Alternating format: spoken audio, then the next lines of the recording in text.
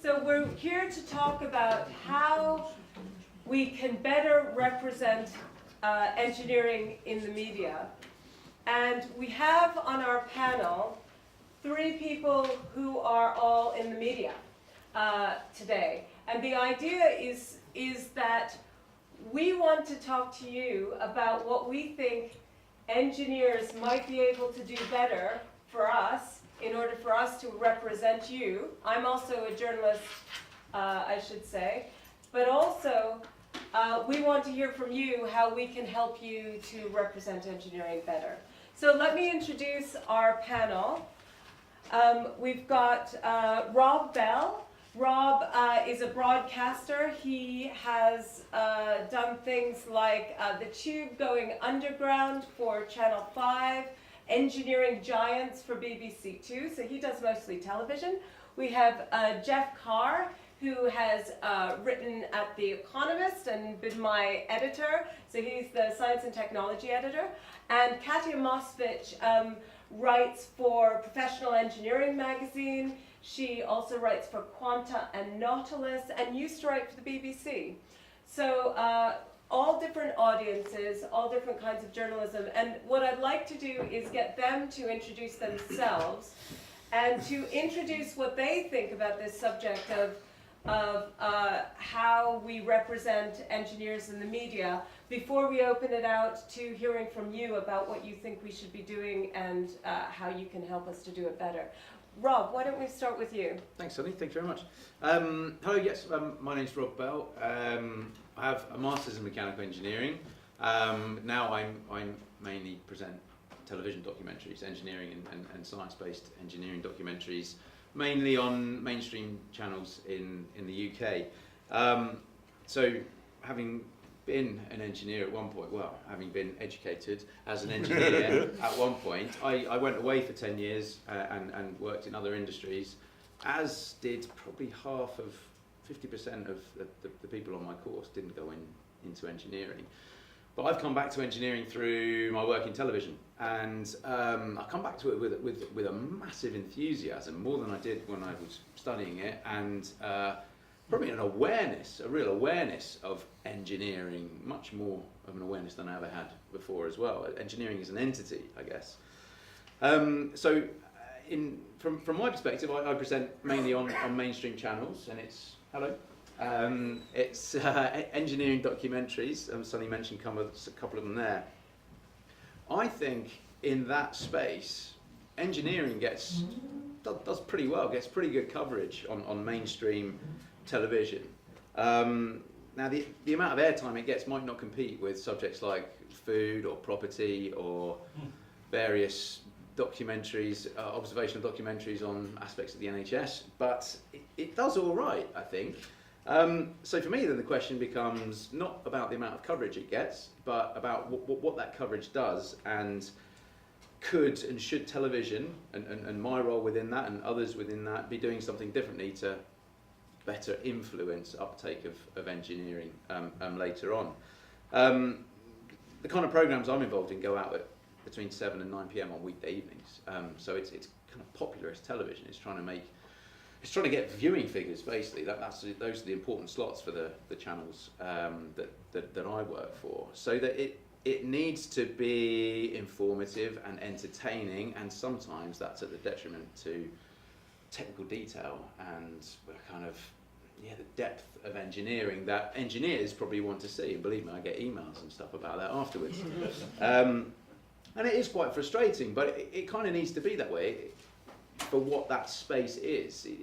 And it's kind of bridging a gap between engineers and non-engineers. And from where I sit as an engineer who's trying to communicate that, I think that gap between engineers and non-engineers is a lot bigger when it's seen the other way, non-engineers looking at engineers. I think it seems to me at some point in people's development, there's almost programmed into them that, well, either I'm an engineer or I'm not, and if I'm not an engineer, I don't get it, and it's not relevant for me, and I don't need to take much interest in that. So for me, a big part of the challenge that we face is in the perception of engineers and of engineering, and TV and media as a whole does have a big part to play in that.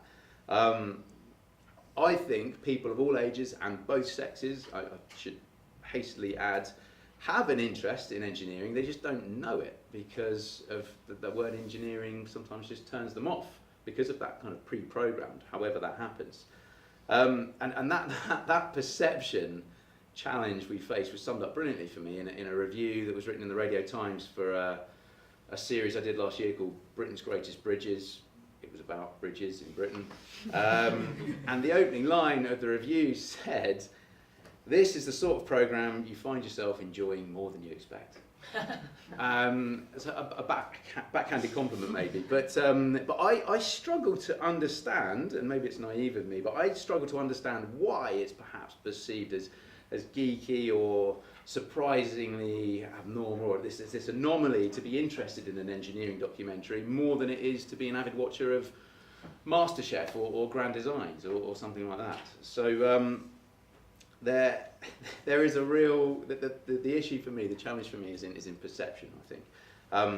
So whilst I think engineering does get good coverage in the amount of airtime it gets on television, and I specifically keep mentioning television because that's what I see it in, it does have a real role to play in changing how engineers and engineering is perceived. And partly because of the access it has. It gets into everybody's homes. It gets in front of millions of people every day. TV can't change that perception on its own. It needs help from industry and from education and from the wider media and from role models maybe. But it's a challenge I think needs tackling. It's a challenge I'm up for, and I think it can be done, but it's not obvious what needs to change. Thank you. Jeff. Right. Oh, okay. I'm Geoff Carr. I'm the fraud here because I'm actually a zoologist. I spent several years chasing around the central Italian mountains, looking at feral dog behaviour, and when I was at school, I hated writing. I hated English. It was one of my worst subjects, and it wasn't until I got to university that I discovered that the reason for that was that almost all English masters and mistresses are Monkey novelists, and they think the only thing that's worth writing is fiction, or possibly poetry. And if you're interested in writing about reality, you get fairly short shrift in an English O-level class as it was then, GCSE now. But when I got to university, I discovered actually I like writing, and I like writing about reality. And when I was doing my research, I made some beer money writing freelance copy for the Times, and one fine day, a friend of mine pointed out a job advert to be Science Correspondent at The Economist, and basically it said no experience necessary. So fortunately I was fully qualified, and they gave it to me, and I've been there ever since. I must point out, this is one of the best job stories I've ever heard. So what he did to get this job was he created an entire science section of The Economist and submitted it as his cover letter, essentially. Do I remember Yeah, that's that correct. correctly? Yeah, that's absolutely right, yes. Yes, I did that. Anyway, so here I am. So here are my thoughts. I've written a few thoughts down. Starting with the thing that Sunny circulated around, which is how can engineering be better represented in the media? I think that's why we're here. So the obvious riposte is, why should it be? There are lots of things out there scrabbling for attention, but let's say for the sake of argument that it should be. I thought there are five headings that I might address. What does journalists do? The second one is, do we as journalists or media people actually neglect engineering? The third thing, which I think is actually quite important, is engineering versus technology, because I think a lot of what's going on is about nomenclature as much as anything. The fourth thing is widgets versus big ideas, and the fifth thing is how science and medicine and engineering differ from a reporting point of view. This is something that you wanted to address. So the first point is that it's obvious actually. Journalists do not exist to sell engineering to the public. We aren't a public service. We exist to sell newspapers or TV channels or websites.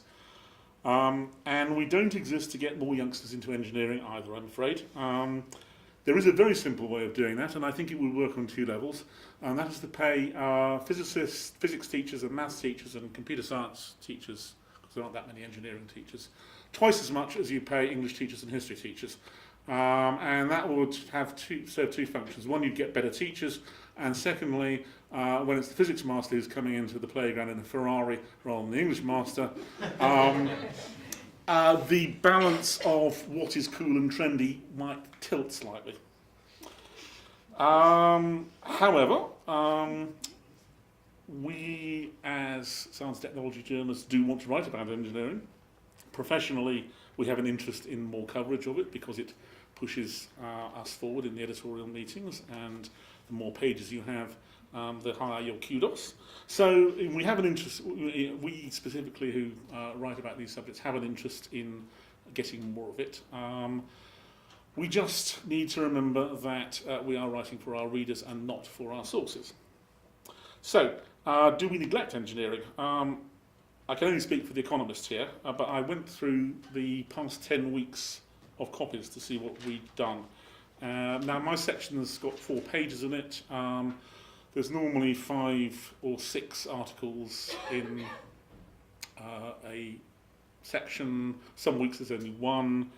I went through 10 weeks and I found there were 17 pieces that I would regard as engineering stories in the Science and Technology section. There was also a 10-page standalone article on civilian drones. So I think in 10 weeks that's not bad. We wrote about submarine icebreakers. We wrote about 3D printing of keys so that the gubbins is on the inside and you can't copy it easily. We wrote about cloning voices, internet privacy, and artificial womb, the importance of video games in the genesis of AI, self-repairing surfaces, the WannaCry malware, professional bug hunters, Indian solar power, a new way of cleaning up water using carbon dioxide, virtual control towers for airports, swarm weapons, 3D printing of buildings, high-tech cricket, a new navigation device for the blind, and IBM's new transistor. I think there's a fairly wide range of things that you would regard as engineering. And the reason I bore you with that list is that it consists of 2 different sorts of stories. One is what I call the widget story, where you take one invention, one idea, and describe it to the reader. And the other is the big idea story, the feature, which takes a trend or a group of inventions that have come out more or less simultaneously, and asks the wider question of how they work and how they're going to change things. And one of the things that Sonny's circular seemed to be was it mostly about widgets. And I think that this is something which you might want to consider. I mean, occasionally a widget is a nice thing. I mean, to be able to 3D print a key and stick all the gubbins on the inside. Yeah, that's clever. 3D printing buildings is however a big idea. It's not just a widget. Cleaning up water with CO2 is a widget. And internet privacy is a big idea. And the internet privacy piece was about the technology of it. It wasn't about the morality of it, or that was in there. So if you want to, I don't know how you would do this as engineers, but if you want to push stories, you might, if you can push them as sort of groups of something that's more featurey, at least for people like me, that would certainly be helpful. Engineering and technology and information technology. It's an area where the Orwellian news speakers have been busy. I'm not clear myself what the distinction between engineering and technology is, but I do know that technology is a sexier word, and I can't explain why that is, but it is. People will pay attention if you say, oh, new technology. Yeah, okay, we're interested in that. New engineering? Right, okay, maybe not quite so much. Something you might want to think about, how you want to brand yourselves. Technology has been annexed by parts of the media to mean information technology. I don't know what to do about that. It's a problem that you see on the BBC website. And the last point was science, medicine and engineering, how they differ from a reporting point of view. And I think this sort of comes down to the role of PR. If you're an academic, if you're talking about, most of the science we write about is academic science. It's the academics, they want the kudos of being reported, but they're not going to hide stuff from you. They're going to, you can work with them to try and sort of craft a story to a certain extent. There's no money involved. You'll get an unspun story. With engineering, it's starting to get into the area where money is involved. If it's a start-up, the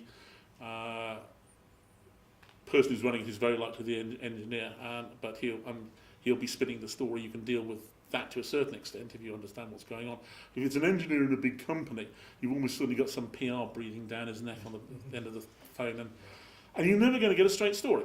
And that's a problem. And if the story is important, then you'll chase it and try and get the straight story. But if it's marginal, you might think, oh, well, I'm going to go somewhere else where I can get a straight story rather than having to deal with all this PR spin crap.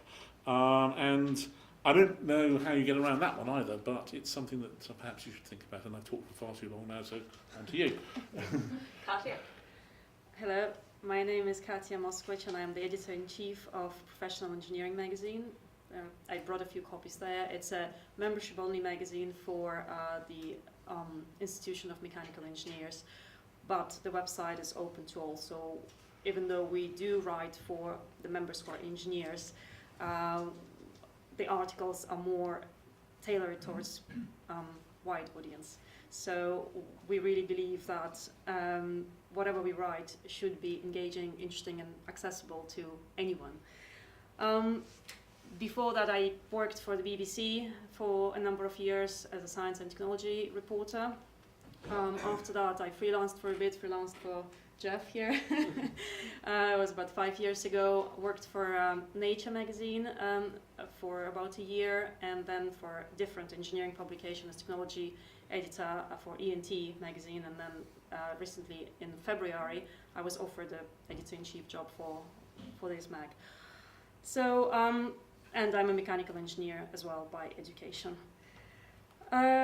Whether I think engineering could be better represented by the media, yes, absolutely. And I do believe that it's not, we don't cover it enough as journalists. Obviously, I do now because I'm part of the Professional Engineering magazine, but mainstream media could do a better job. And why is that? I think it's because, and it's been mentioned here a little bit already, but engineering is perceived as boring. And it's not just the word, but the whole profession by many people is perceived as something boring, something, no, I don't want to do. Oh, it's something about cars, isn't it? And the other side of things is that engineers often cannot explain technical breakthroughs in an engaging and accessible way. And they don't necessarily spot that something is interesting, would be interesting for the wider public, and they don't, report it to their comms teams. And so nobody finds out about these stories. So the result is that engineering suffers from the talent gap. One of the main problems here I see is the lack of heroes. If you look at the Silicon Valley and the digital engineering, well, we have Mark Zuckerberg, we have Steve Jobs, Bill Gates, guys who built WhatsApp or Instagram. In business, we have Richard Branson. In science, we have Brian Cox. In engineering, who do we have? Maybe Brunel, but some could say Elon Musk. But again, when he talks about Tesla or SpaceX, he would never use the word engineering. To quote Sheldon Cooper in Big Bang Theory, engineers are the Oompa Loompas of science. Yeah, it's funny. I could laugh too, but unfortunately, it doesn't help engineering. It doesn't help our society or our economy. Well, in mainstream media, and I used to work in mainstream media, so I do know for a fact there are two kinds of journalists: those who simply don't understand engineering at all, so wouldn't be able to spot engineering stories, never mind, tell them in an engaging way, and those who know a little bit but completely misunderstand the relevance. In science journalism, at least, while we do have a little bit of exposure, I do some science journalism on the side. I report for Quanta and Nautilus at the moment, and I'm doing a physics PhD, so big hooray for science, great. But media unfortunately fail to report that engineering is at the heart of nearly every single human activity. Nearly every physical product we use is grounded in engineering.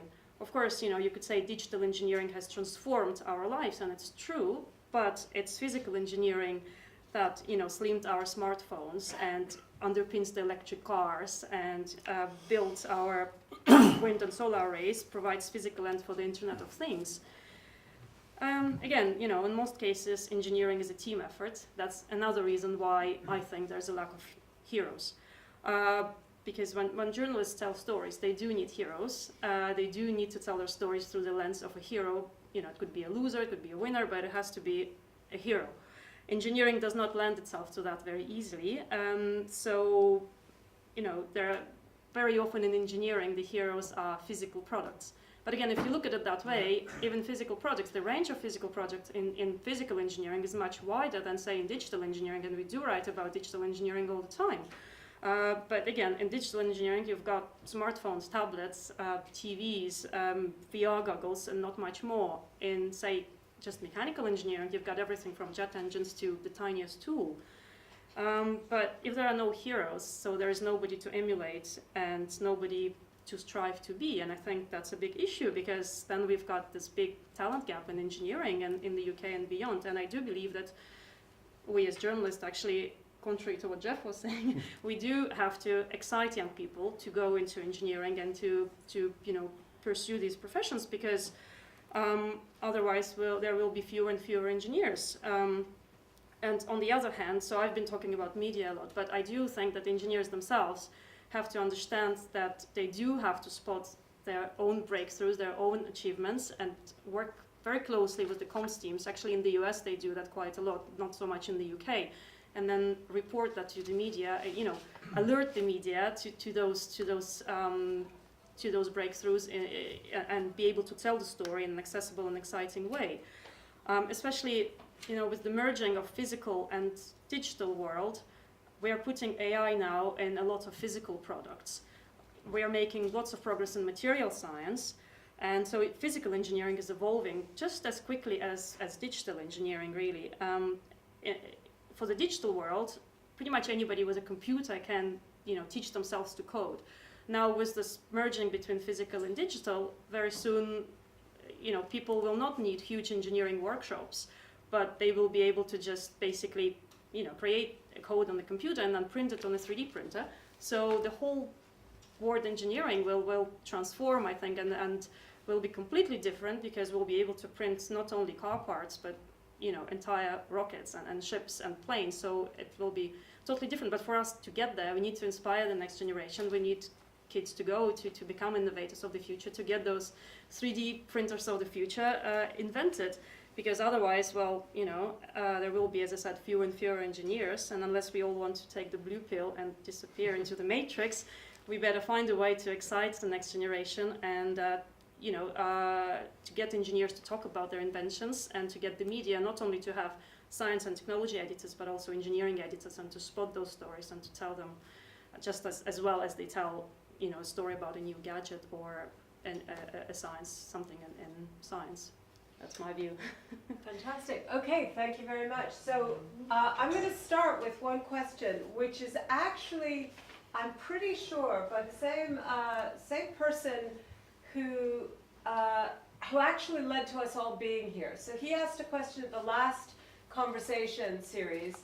His name is Cal Fiddler, and he's FRNG on FIET, so he's big cheese. And he sends a fairly long question, which you'll forgive me if I don't read out in full. But I'll give you the gist of it. So this is basically what he had to say. He said that there have been 600 initiatives by the counted up by the Royal Academy of Engineering in recent times, worth about £6 million, to try to get graduates, try to get more engineering graduates. But there aren't any more. Despite all that money, all of those initiatives, we are not graduating any more engineers than we ever did. He then goes on to point out that he thinks it's our responsibility in the media to do this. We've already had some answers as to whether we agree, whether it's our responsibility in the media to do that. But he does point out some other things. He says he watched Britain's Greatest Inventions, and they had 7 celebrities pitching various inventions, including the television, steam engines, jet engines, blah, blah. And he said the word engineering was only mentioned 5 times in that entire program. He also says that he watched a program called In the Factory, and the word engineering or engineer were used a total of only 10 times. So his concern is about the word engineer. I actually think what's interesting is the verb engineer, rather than, I think the verb engineer is more, what's the word? Rehabilitatable, if that's a word. That to engineer something is actually something that most people can relate to, whereas to be an engineer is perhaps less relatable. So that might be something we can discuss. So that's where I'd like to start the wider conversation between you and the panel. What do we think of this idea that you can determine the media's success or failure by the number of times the word engineering is used?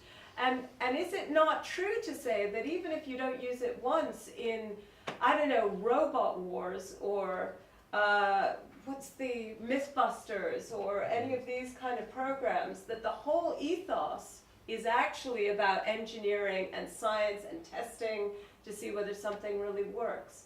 So is this a legitimate complaint? Let's ask that question first. And can we start? I've just asked just this one time. I'm going to ask that we start with an engineer rather than a journalist, because I think we actually have a pretty even.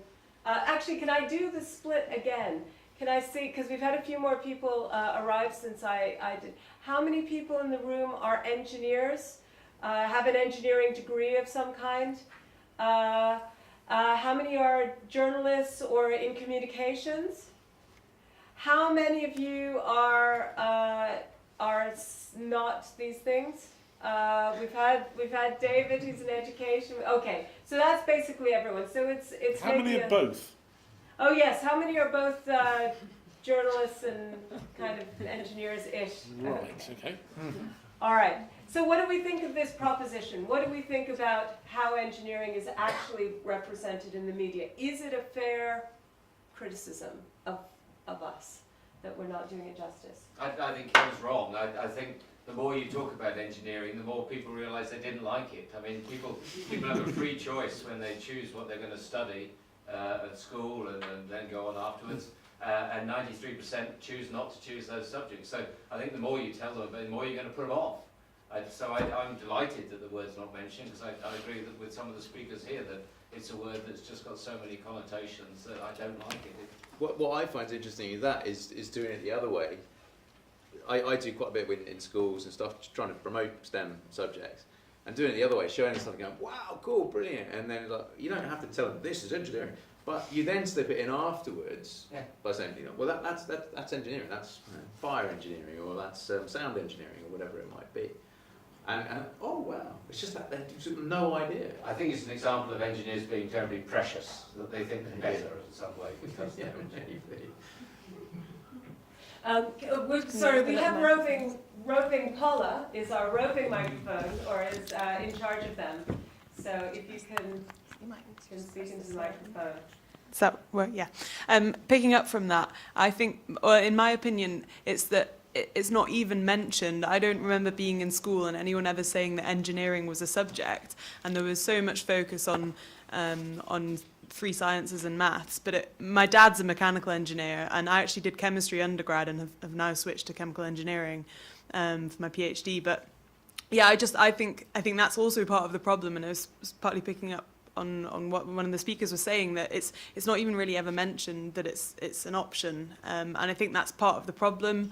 And also I think that engineering is a hard one because unlike sciences and maths, the sort of natural pure sciences, so to speak, it's quite an applicable subject. It's quite hands-on as a subject, and I think if you portray it in an academic way, that's also a difficult thing, because some people as engineers don't think that, you know, that they need to do it in an academic way.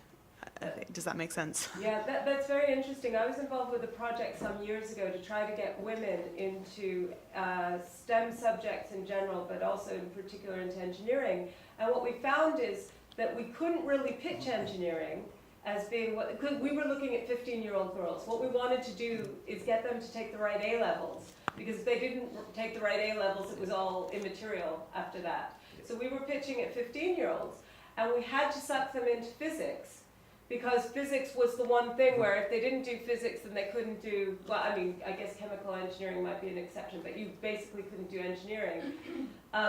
So, and I also, I mean, I studied physics, and I had the same thing. I said to John a number of times, I think, you know, I might have studied electrical engineering had my life been a little bit different. And it was partly because I didn't know what engineering was. None of my physics teachers brought it up, and it wasn't explained how that fit in. You made the point there. How can you expect engineering to be discussed at schools if the teachers and the careers teachers don't even themselves know what engineering is? Yeah. I mean, my wife, I'm an engineer, my wife is a teacher, and she says, until I met you, darling, I didn't know what an engineer was. I still don't, but that's beside the point. And I think that's the point. Engineering does not come into the ambience of children or people wanting to become engineers until, in fact, they go to university or they come under the influence of people outside of schools. I think even at university, and I speak from my experience as an undergraduate going through, the opportunities of what might be available in the engineering field weren't really promoted to us at all. Even as an undergraduate in engineering. Yeah, but hold on, that's a. Could you just enlarge on that? I mean, that's a pretty radical statement. Yeah, but I came out. I mean, the stuff I get to go and see. I work in TV now, so I'm going out and filming interesting stuff and speaking to interesting people. And the times, geez, yeah, I've never thought. I'd love to have done that as a career. I'd love to have been involved here. But careers advice was not really part of my undergraduate degree in engineering. But you had chosen engineering as your course. Yes. So what was your driver? My mum and dad were in engineering. I like maths and science and physics. And I mean, I didn't put that much thought into it. That's pretty depressing. It is. I totally agree. I absolutely agree. So I'm just going. Oh no, I just wanted to make a comment. So I'm a scientist, sort of been in education communications, and I run a social enterprise to inspire kids in science. And I started this because I could just see. I've got 3 sons, and the whole. I mean, a lot of the problem is teachers have no idea what is going on in the world at the moment in science, and I'm talking quite broadly. And that was where and so when I approached the school to start doing, you know, sort of just look at the world of science in a completely different way about the technology and the convergence and all the exciting things, because it's about that, and it's about inspiring people about what's going on outside, but it's also talking about, you know, future careers. I mean, because a lot of the time kids, you know, think that if you study science, you can only become a scientist or a doctor.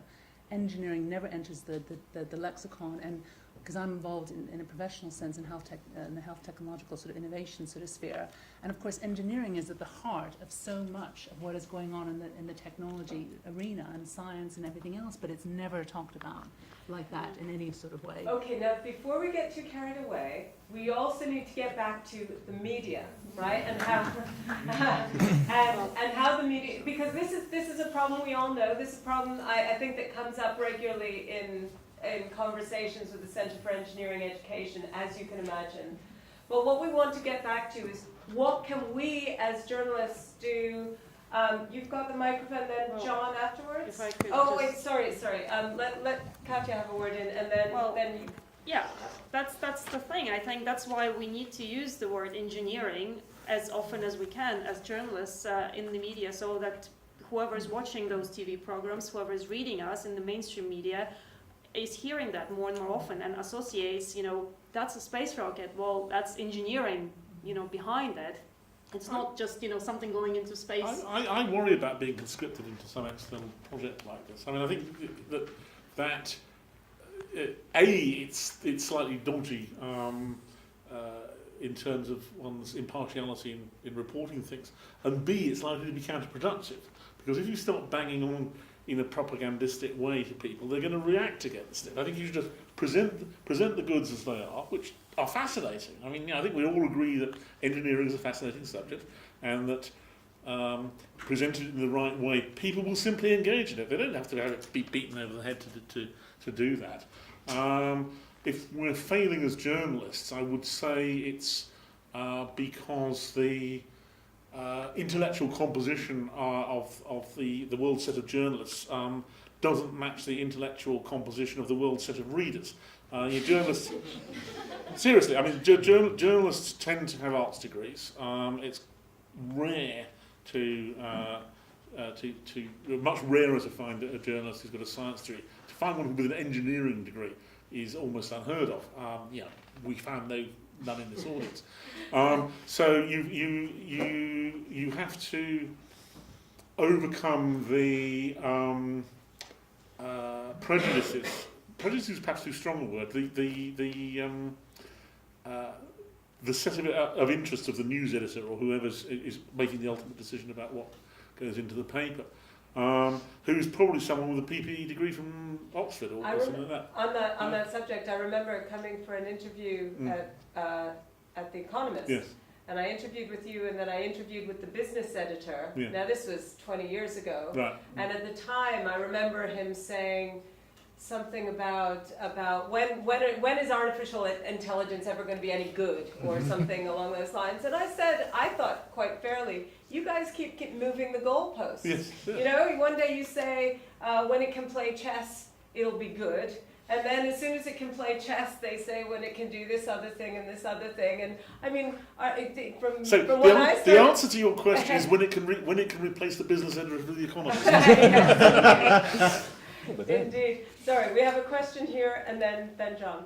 Yeah, my question was kind of, so John just said something about reporting the goods of engineering and how that's interesting, but I quite liked what Sunny said at the beginning, that engineering as a verb is quite interesting, and I think that when you don't comment or report on the engineering things, you often report this has been engineered and it's been created and it can solve this problem, and you miss out all that creativity, which is kind of what being an engineer is. So great, inspire someone. I know we're not talking about inspiration anymore, but inspire someone by telling them about an amazing thing they can create. But the creativity is what I think I didn't realise until halfway through a PhD degree, is what separates engineering from science, is being able to creatively solve a problem.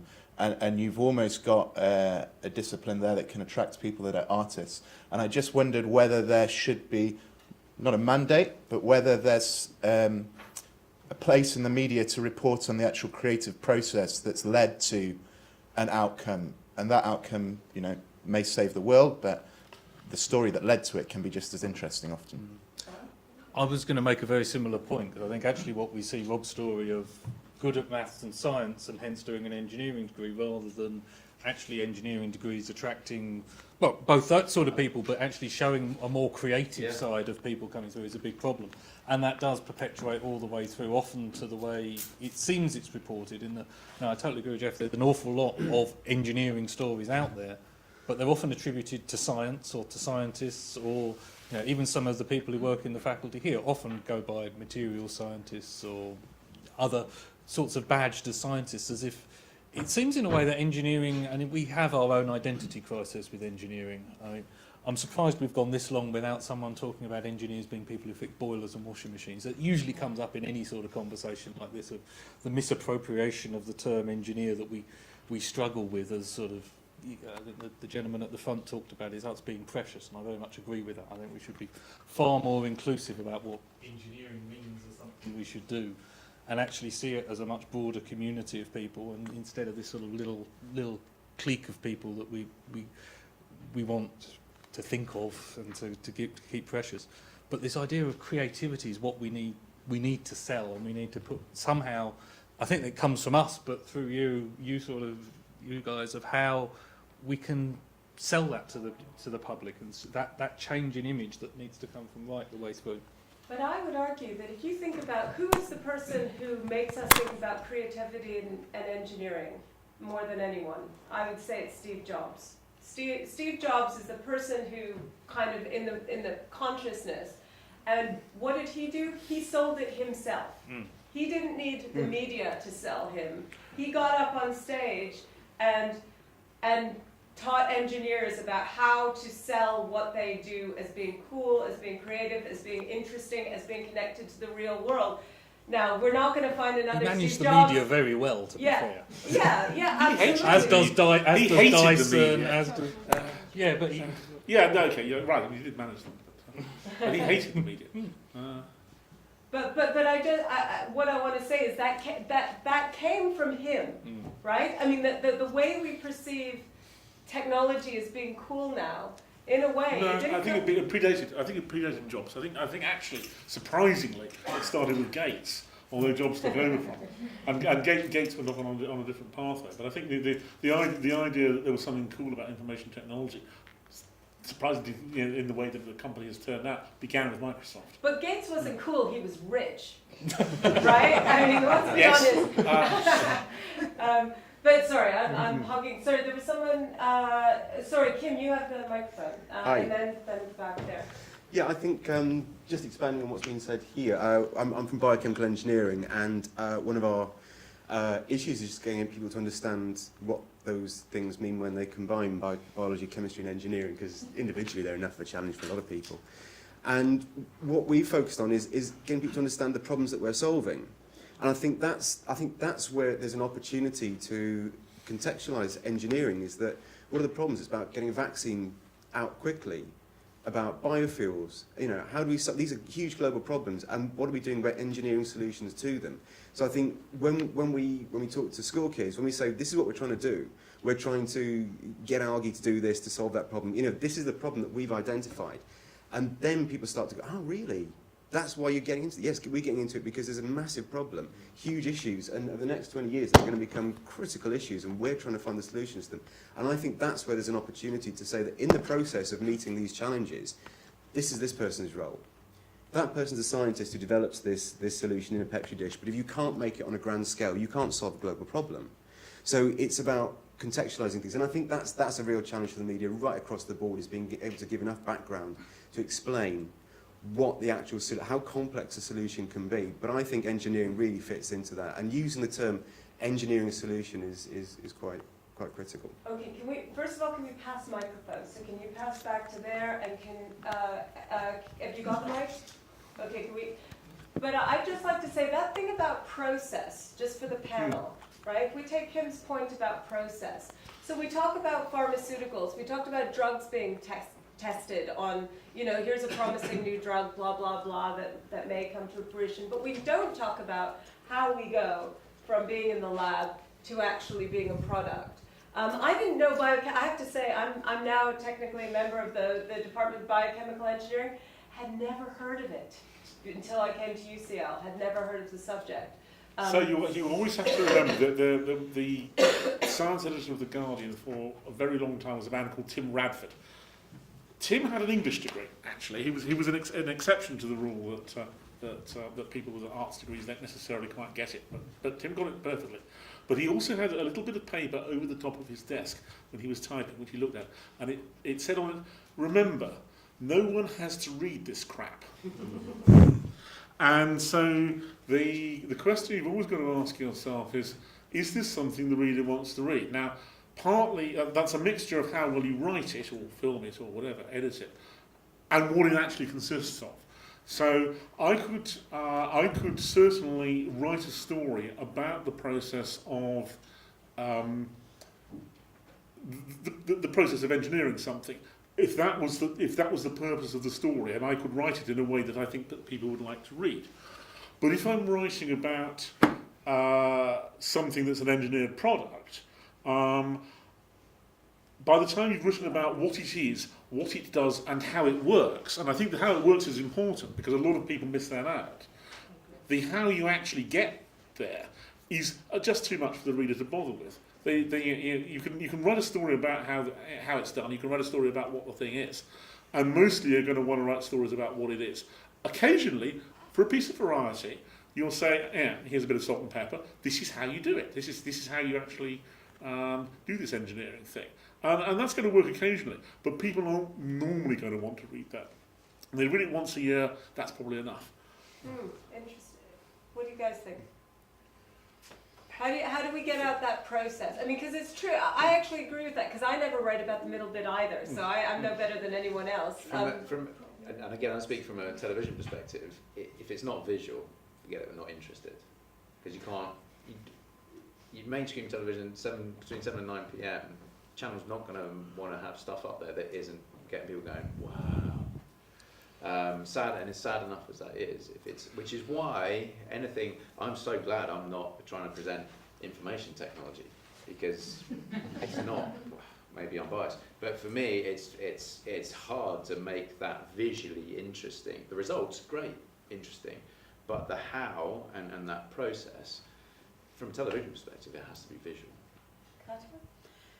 Well, I think the process is important, but I think it's important also to get the readers to actually start reading a story, and if they're drawn into the article, they will continue, and if they don't read about the exact process now, they may always come back to it later.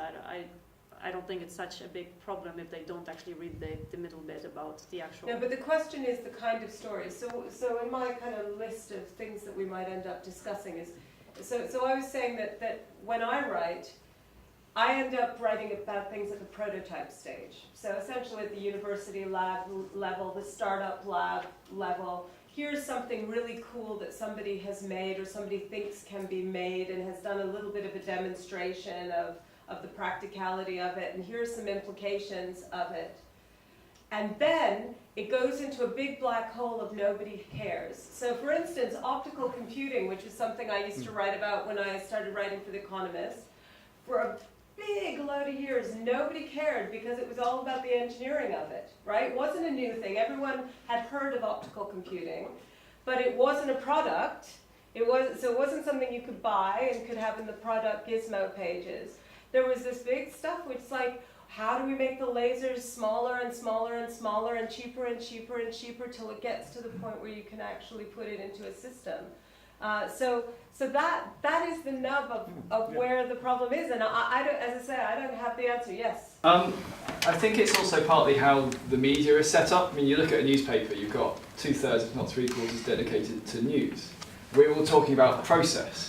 And so, it is implicit in the name. So the science bit is, creation of knowledge. That's interesting. The technology, the prototype, that's the use of that knowledge to create something as an end goal that could be used by society. Engineering's in the middle, so until you start to have a media that focuses, say, 50-50 on news and then on features, then you might actually start getting So, it. a lot of papers have features in them. Yeah, to a degree, but also, that's lifestyle features, so you're competing in the weekend pages with someone who's writing a recipe on, the latest tomato kind of pages they pick. So it's very tough to get in. Hold on, you've been waiting for a long time, then you, okay? If you miss out the process, you get the comments I get from scientists and doctors saying, oh, that's fine, we'll just get the engineers to do it, with the assumption that it goes from an idea to an end product with no process. And I'm concerned that if you miss that out, you miss out... You've got 600 words to do this. How many of them are you going to devote to the process? The idea of maybe the things that don't work. You could discuss things that don't work on the way. Unless there's a lesson to be... sometimes there's a lesson to be drawn from failure, but it's never as attractive as success. So you can put the odd heroic failure in there, but mostly you're going to be writing about success. I mean, you can write about problem stories. So, for instance, you might have personalized medicine, right? And actually, when I teach the PhD students, this is one of the things I do. Is you have to give me a problem that I give a damn about you solving in order for me to understand why your PhD is important. So there was one in biochemical engineering.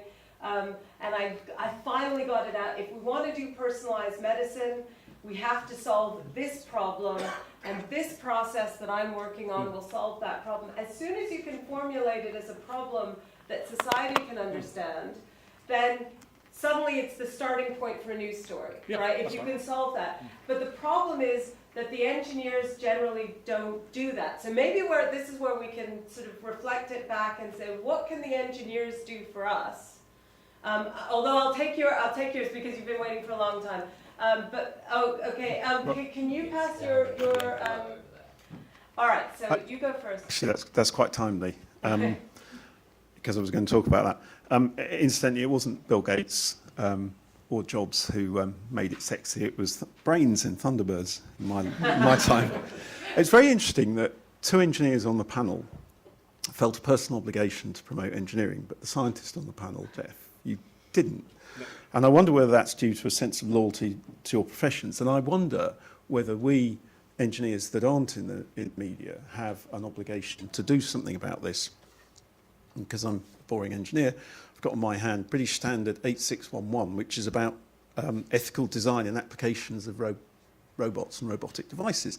And in this British Standard, it says roboticists,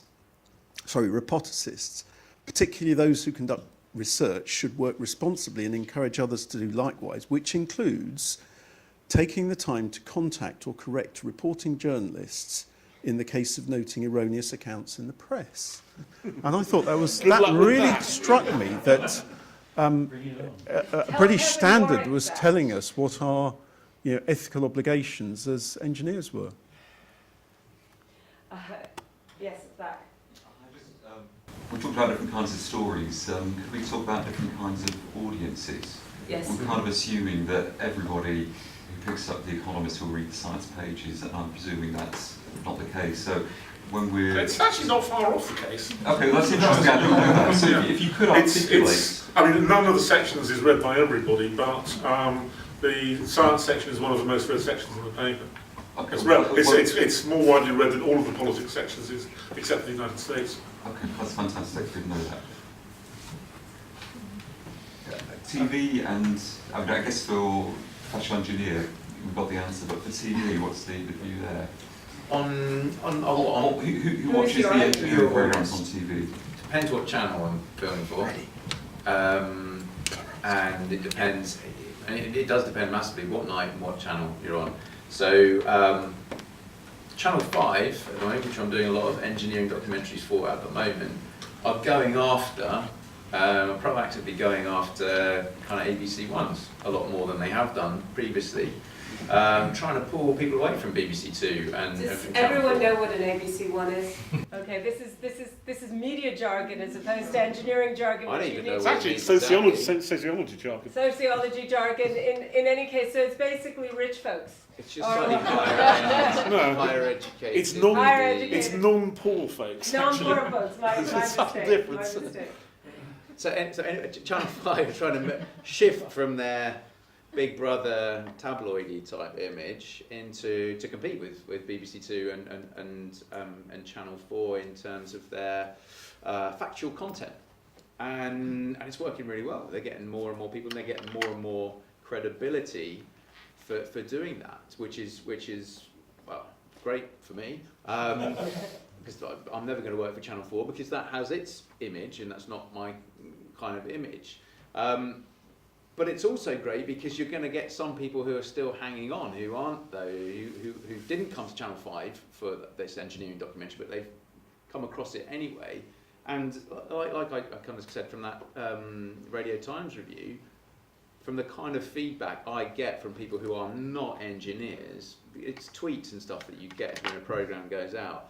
It's so many people apologising to their friends for their guilty pleasure, or I found myself watching this engineering documentary. It's actually quite interesting. There's hundreds of that kind of thing,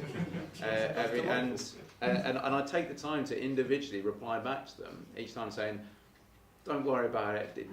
It's not geeky. Enjoy it." People are surprised that they're interested in engineering. More comment than I'll close out, but really just the conclusion there is that we're not in the ghetto by going into the science pages or the equivalent. No. There's a real opportunity, which is fantastic. So we should pursue that. Agree. Well, we've got Mucho who's the head of the ABSW, but also works at New Scientist. Do you want to, if you could bring the microphone, do you want to talk about the audience of New Scientist? Because you have a huge audience, don't you?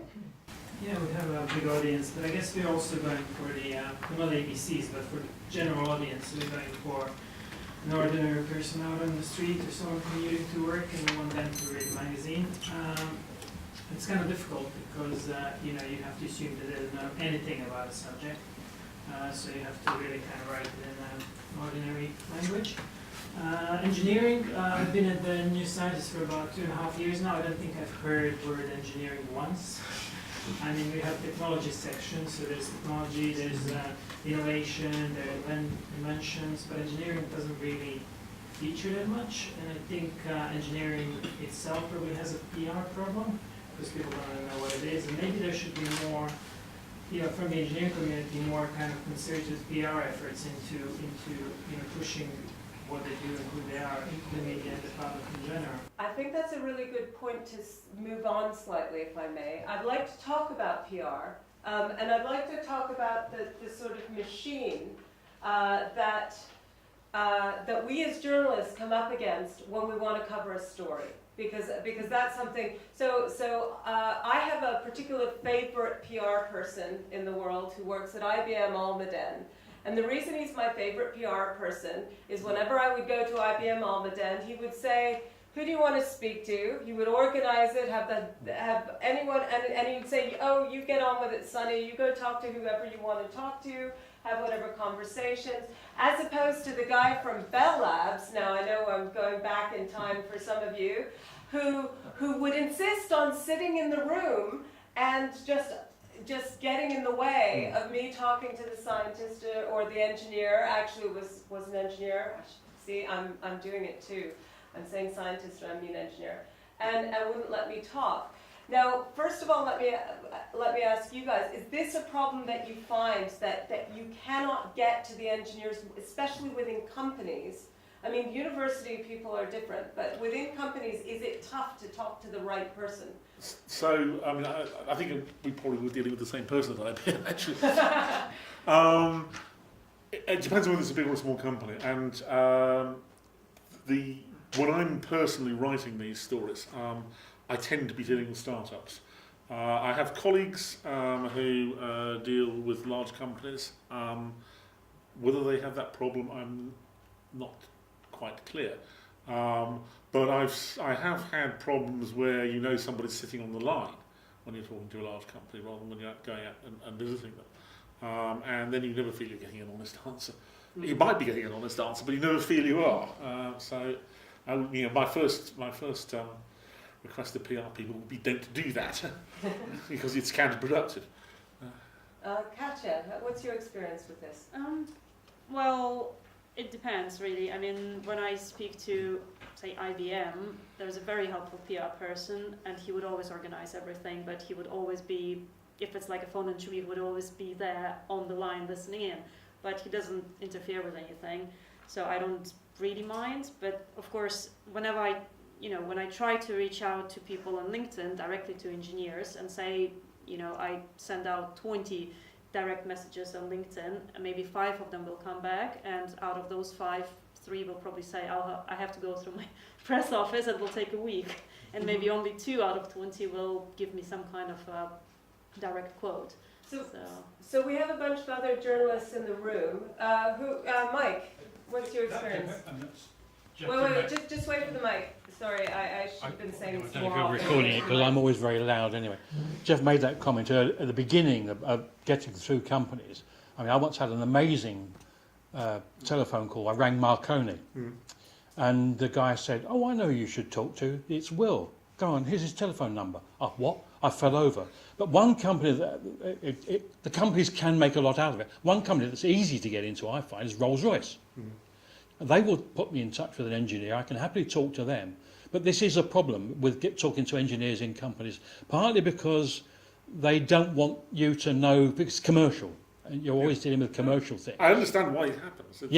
It's just a pain. And I think Geoff brought this up at the beginning, that the difference between what we're doing at university level, startups who are trying to make noise and, draw attention and get investment, and engineering in the sense of out there in industry is money. and that secrecy is an issue, that sometimes they just will not tell you what they're doing because they don't want anyone to know what they're doing. And even though I will say to them, look, if 2 paragraphs, which is about as much technology as I can squeeze into a 500-word Economist story, if those 2 paragraphs are going to spill the beans about your technology, then it's not very deep dish, and you really better be worried. But that's the level. You do get a lot of paranoia. The worrying thing is sometimes when academics who are working with companies say, "Oh, I can't do that. The company wouldn't let me do it." You know, this is an academic who's getting public money to do this, but they will still bring the shutters down.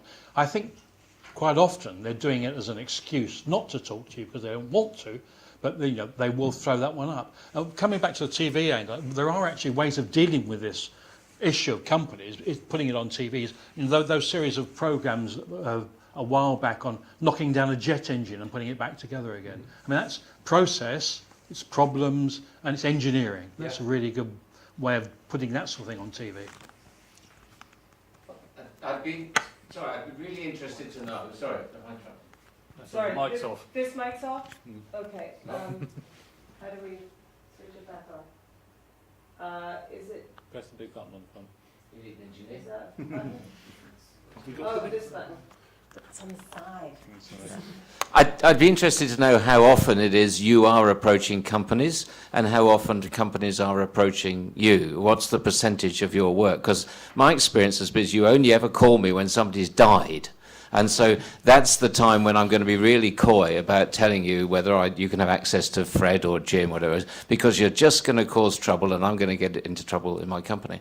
And I'm wondering whether you're actually ringing me about anything positive. What is the percentage of the self-generated work and how much is it me telling you I want this article in The Economist or on the BBC? Or Mostly, mostly for us it's self-generated. I mean, our technology journalists, you know, either on the phone or they'll find some hook which unravels and gets to a company, and then ring up the company and say what's going on here, and nobody has to have died. Sorry. The Economist doesn't use press releases as a source of material, which is where you would. Very rarely. Which is where very you would rarely. get Yes. the call to the company. Yes. Exactly. Yeah. It's very rare within television for a series to be made from an approach from it. It's not. No.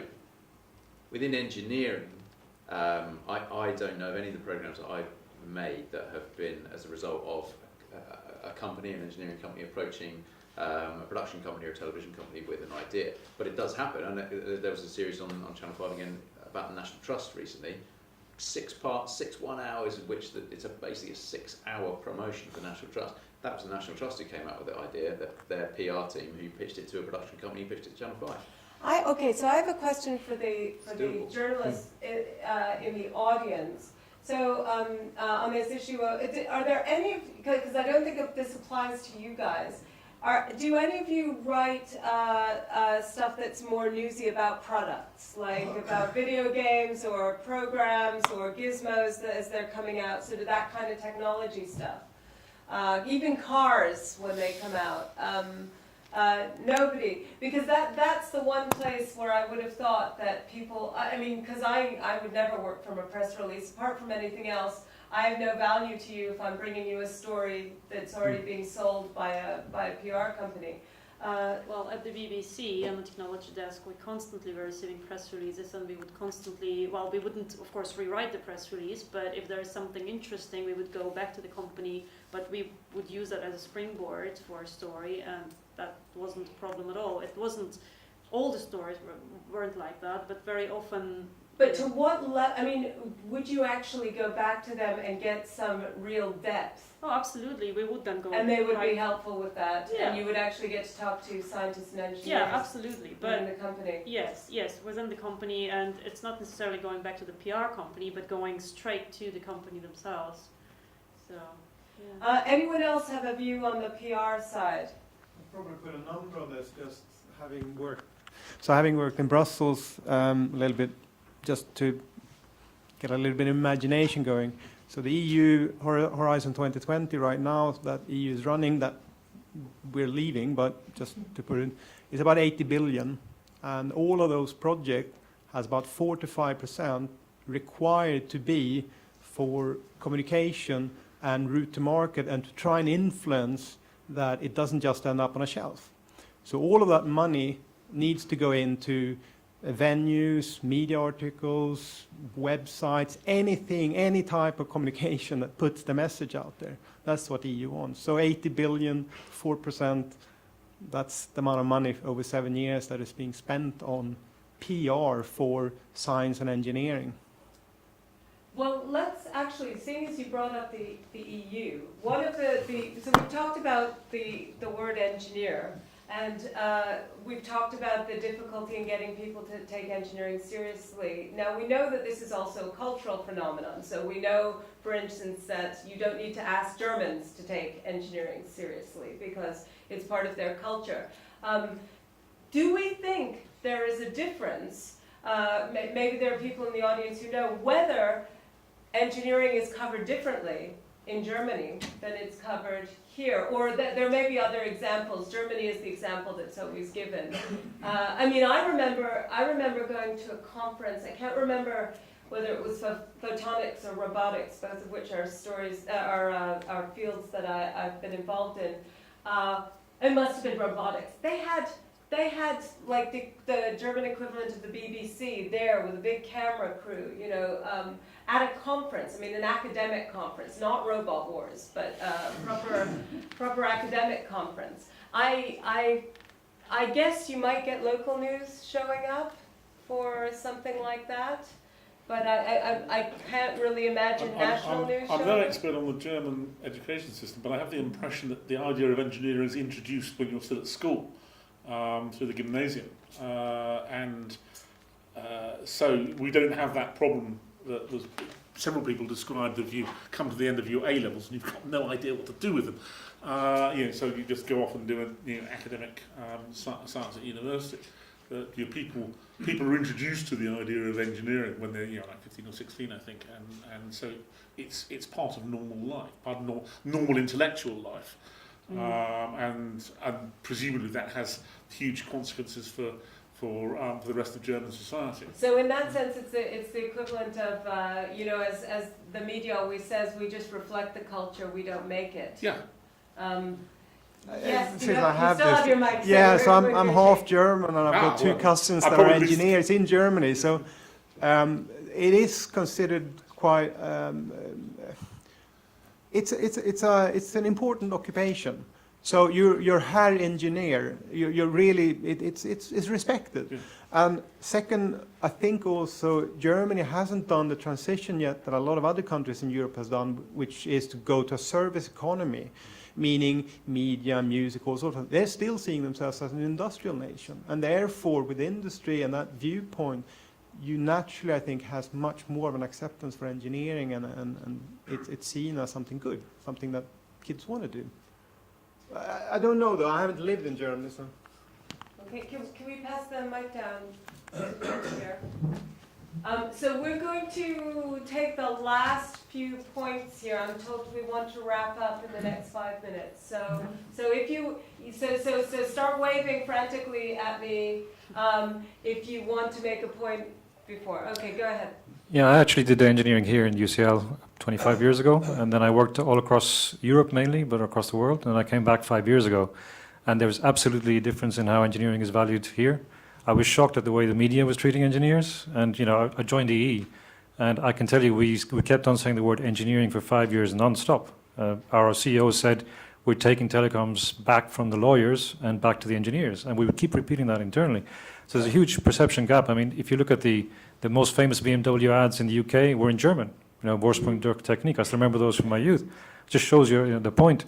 Steve here is my guest from America. He's got many startups, and we talked about this all the time. How come so many people, especially from India, are getting into engineering and ending up in Silicon Valley?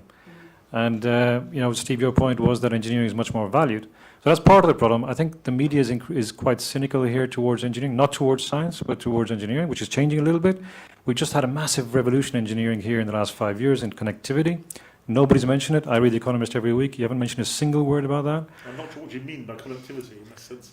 data speeds, mobile data. It's just been we've gone from being really, really behind to being reasonably upfront. So, but I think part of the problem is our own, and it's partly the university. In university, we did do a bit of presentations. Within the corporate world, we're just as bad. Within EE as a network, to get people to actually enjoy hearing about engineering was a huge journey for us. It took us years to do that. And I had to pull out stories from our engineers because they would be saying, oh, we did this and that. And so that's really interesting. Why don't you write about it? And over 4 years, we got people to love the network engineers because what we have is intangible. You can't just stand up like Steve Jobs and talk about something that's in the air. That's the biggest gap that we have. So what I would suggest is right from the academic world, from UCL, for example, in your engineering courses, we should be teaching engineers right up front to talk about the human stories behind what they're inventing. In the corporate world, it's the human stories of what an engineer did to get a site fixed or to get a site up and running, which really brought it to life. And I think we need to make that more visual and more human. That's interesting because I always think I don't care about the engineer. I care about the widget, and I care about the big idea. But I get what I understand what you're saying. It's just, I don't know, the human stories of engineers. Is that an oxymoron? That's what they're doing in the US. That's what a lot of the Verizon ads and the AT&T ads about the engineer fixing, and a lot of the teleseries that are coming out are more about the engineering world. Engineer fixing, that's almost taking us back to what we want to avoid, which is the idea of the guy who shows up with a little case and saves the day, which is a great story, right? Or the engineer inventing. But it isn't the engineering that I think we've been talking about in this room. We've been talking about more design engineering. But designing a more reliable network. Designing an airborne, we made a big noise about air masts to make it more engineering, more visible, more human. Air mast, sorry, oops. Just wet myself.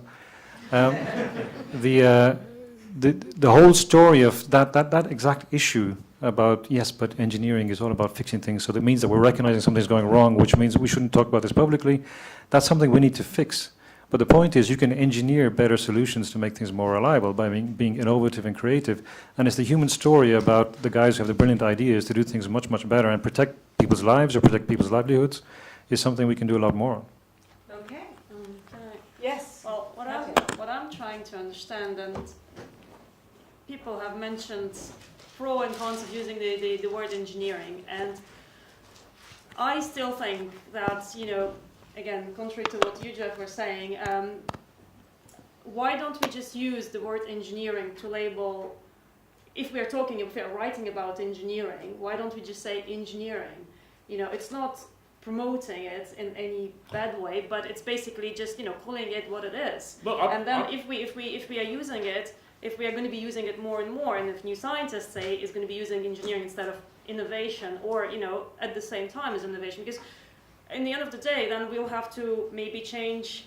We would say I'm not going to do a bachelor's in mechanical engineering, but in mechanical innovation, and then it will be just changing the title, isn't it? But if we do use the word engineering in media coverage, just as much as we use mobile technology, gadget, this and that, just making it as commonplace as anything else, then people would be more used to it. I do use the word engineering and engineers, and I often refer to a company as engineers. But what you're suggesting is propaganda. You're suggesting that we should we should do it deliberately in order to have an effect on our audiences, which is not directly related to the story. What I was saying was suggesting that engineers might perhaps recognise that semantic battle is lost, and if they really want to be seen as sexy, rebrand themselves as technologists. Hi, I'm Daniel Valentine from the Royal Academy of Engineering, where I'm head of campaigns. It's been a really interesting discussion. My background is I used to work for a PR agency, so my background is in getting stories into the news. And I've found really that very few engineers are very savvy about how the news works, the kind of strange world of the news. And I think that's what we need to go through, what the medical profession went through in the 1960s, which is when the broadcasters were getting medics on the TV, and they were finding that they were not able to make claims or give reassurances or give predictions because they were putting everything in scientific terms, which, basically very kind of conservative statements. So the Royal College of Physicians in 1971 created ASH, Action on Smoking and Health, a lobby group. And that eventually spawned a kind of a new science of public health, which is part media, part politics, and part science. And these were non-scientists who were willing to make predictions and willing to talk about crises and problems and to get stories in the media. So do you mean non-scientists, or do you mean non-media professionals? These were media sociologists, because that was a developing profession at the time. And Simon Chapman, in particular, an Australian academic, he wrote the textbook on how to win the media war, which is how doctors can get media coverage. And it means putting away a lot of the kind of scientific baggage, if you like, and making claims that are not entirely based on science, which is what public health is. And in 1997, after 30 years, they got their major success when Tony Blair created the first Minister for Public Health. So they had an entrance into government then, basically. And the war on tobacco, of course, has been the most famous of their wars. But I think the engineering profession needs to understand the media. And that's not just about presenting factual stories, because the media, do terrible, terrible things with factual stories. So you need to understand what they do, so you're effectively doing it with them. And I think there's a middle ground in between what Colin was saying about initiating stories, which is virtually impossible, and merely reacting to stories, which I think is a very important thing, about giving journalists quotes, long quotes, and saying, here's I'm not going to have a phone conversation with you, but here's a very long quote by email, do what you like with it. That's my typical approach, basically.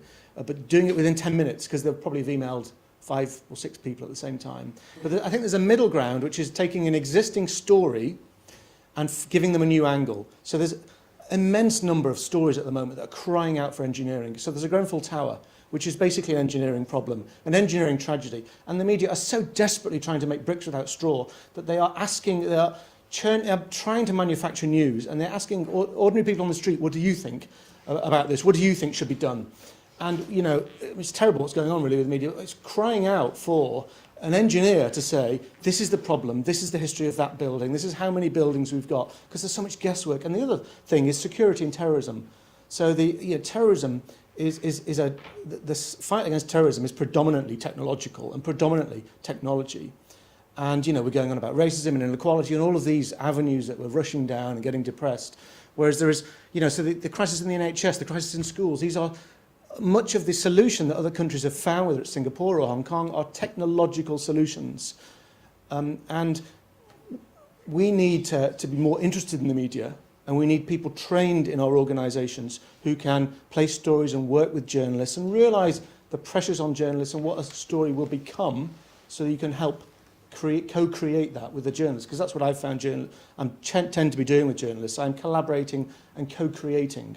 It's not, just here's a story, do what you want with it. And it's not, here's the Berlin Wall, I'm not going to speak to you. But it's that idea of collaborating with the journalists and saying, okay, look, we need to manufacture a story that's new, that's sexy, that hits a current issue, that uses buzzwords, and we can do that. So really, it's about training and realising that engineers probably aren't going to solve many problems. They're not going to solve this problem, this is something really. we've been doing with scientists for years, right? I mean, there's all sorts of media training for scientists. It could be that what we need is for the RANG or the IET or whoever to be offering the same kind of media training for engineers as they are for scientists, so that when they get in front of Rob and in front of his camera crew, they can put a sentence together, without you having to say, can you say, because my husband's a video producer, can you say exactly this, which I have extracted from all of the jargon. Which happens after 10 times of trying. Exactly. But, and I get it, because I understand the engineering side as well, but it's full of, any explanation they give is full of caveats and conditions and everything else. We want something that's, and we do, it's mainstream, we're going out to mass audience. I'm saying that's going to increase drama, jeopardy, excitement. There's a soundbite that tells you what, and people go, wow, not all the conditions that follow, because they'll get cut anyway. So and when you do find someone who's done that, you walk away going, brilliant, we've got that, and everyone's happy. Everyone's happy. That sounds like an excellent note to end on. Everyone's happy also because I believe we have food and drink outside, am I correct? So I welcome you to continue the conversation outside.